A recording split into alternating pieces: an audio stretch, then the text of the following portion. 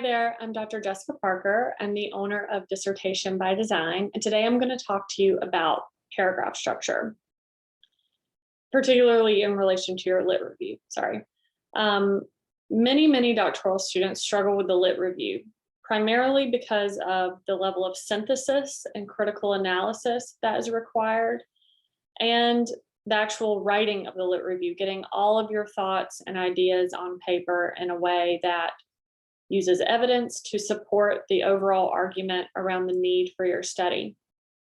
I find using a paragraph structure template can be incredibly helpful during this process, and I love to use the meal plan paragraph structure. Now, I didn't come up with this. I've seen it used by several doctoral programs, and I find that it's incredibly helpful for students, especially new and novice researchers. So I'm going to share my screen with you. I'm going to show you what the meal plan paragraph looks like in practice.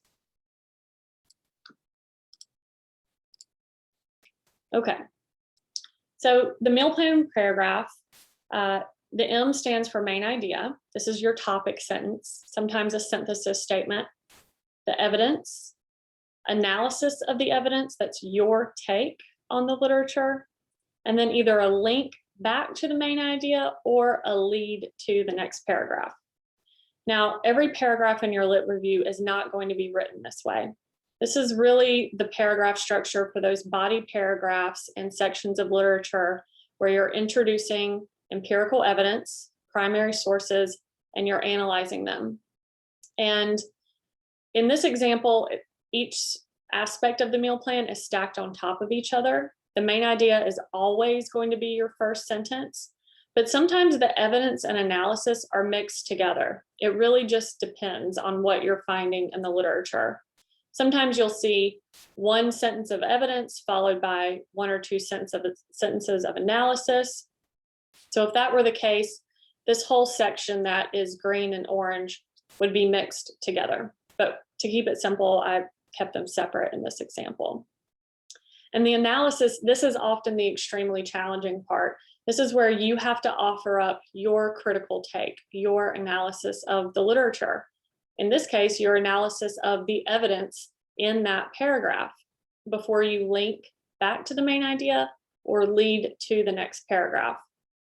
Now, I think it's important to also recognize that this is helpful for making sure that you are not covering more than one topic in a paragraph.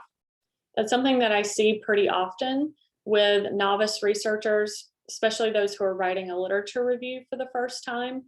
Because we tend to go down these rabbit holes in the literature, we can sometimes get sidetracked and we'll end up bringing in too many main ideas into one paragraph. So this really forces you to stick to one main idea, one topic per paragraph. Let me stop sharing. And that's it. It's pretty straightforward. I think it's important to just go ahead and give it a try. Try pulling together some articles, some evidence around the same main idea, and just practice this paragraph structure. And remember, not every paragraph in your lit review will be written this way. You'll have introductory paragraphs, organizing statements, summary paragraphs, conclusions. You might have some descriptive paragraphs where you're kind of describing the evolution of your topic or the history.